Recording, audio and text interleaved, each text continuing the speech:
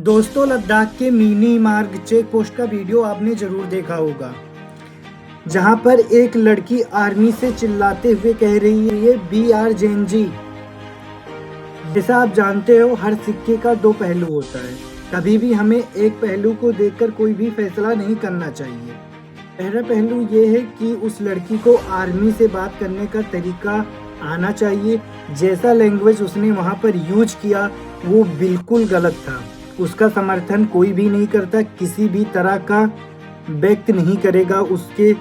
उसका तमीज़ बिल्कुल गंदा था। उस पहलू ये है कि आर्मी से बात करने का तमीज़ हर इंसान को आना चाहिए। वो एक नेशनल सिक्योरिटी है जो हमारी देश के लिए वहाँ पर खड़ा है। उससे बात करने के लिए अगर कोई भी इंसान को कुछ होता है, वहाँ पर सुरक्षा में कमी आती है, तो सबसे पहला सवाल उनके ऊपर खड़ा होगा।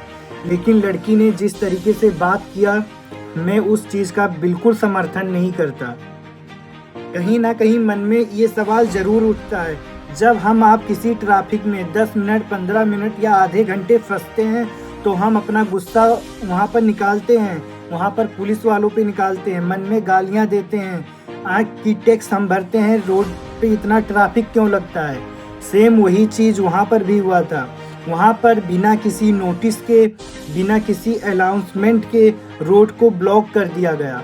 वहाँ पर 5 घंटे तक लोग फंसे रहे, 5 घंटे से ऊपर लोग फंसे रहे होंगे वहाँ पर। उसमें बच्चे थे, बूढ़े थे, जवान थे, हर तरह के लोग थे। वहाँ पर टूरिस्ट भी थे और लोकल के भी लोग मौजूद थे उस रास्ते पर। अगर यही काम 5 घंटे तक रोड बंद होना था तो उसको थोड़ी देर पहले ही अनाउंसमेंट कर देना चाहिए था, या किसी भी चौराहे से रास्ता ब्लॉक कर देना चाहिए था।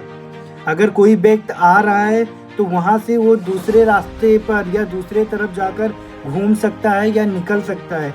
जब 5 घंटे तक इंसान एक ही जगह पे फंसा रहता है तो वो फ्रस्ट्रेट हो जाता है, वो अपना गुस्सा कहीं ना कहीं ज़रूर ही निकालता है। इस बात को भी हमें समझना चाहिए कि ट्रैफिक जो वहाँ लगा, रास्ता ब्लॉक किया गया, वहाँ पर रक्षा मंत्री आ रहे थे, इसलिए रास्ते को ब्लॉक कर दिया गया। अगर रक्षा मंत्री ही आ रहे थे तो रास्ता को केवल 30 मिनट पहले भी ब्लॉक किया जा सकता था। अगर किसी सुरक्षा को लेकर वहाँ पर रास्ता ब्लॉक भी किया गया तो उसे किसी चौराहे से ब्लॉक कर देना चाहिए था कि वहाँ से ही कोई अंदर एंट्री ना कर पाए। लेकिन हमें ये भी समझना चाहिए था, अगर आप कोई भी किसी भी ट्रैफिक में फंसे हों और वो लंबा टाइम तक फंसे रहें, गाड़ी के अंदर बैठे रहें या रोड पर निकलकर खड़े रहें जहाँ पर पानी पीने की भी व्यवस्था ना हो, और कोई भी अधिकारी सही से नहीं बता रहा था कि रोड कब खुलेगा, रोड कब तक बंद रहेगा। इतना ही कहूँगा कि हमें दोनों सिक्के की दोनों पहलू को देखना चाहिए और समझना चाहिए। किसी को टारगेट करके सोशल मीडिया पे इतना ज़्यादा गाली नहीं देना चाहिए कि वो इंसान चुप हो जाए, क्योंकि सवाल उठाना हमारा अधिकार है।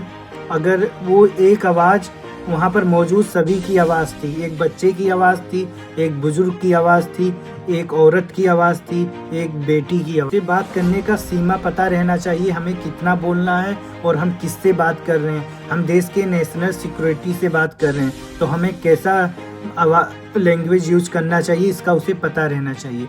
अगर आप थोड़ा भी समझे हो तो कमेंट बॉक्स में ज़रूर बताना, क्या मैं गलत सोच रहा हूँ या मेरी सोच कहीं ना कहीं वहाँ तक नहीं पहुँच पा रही जहाँ तक आप सोच रहे हो। तो कमेंट बॉक्स में ज़रूर बताना। जय हिंद, जय भारत।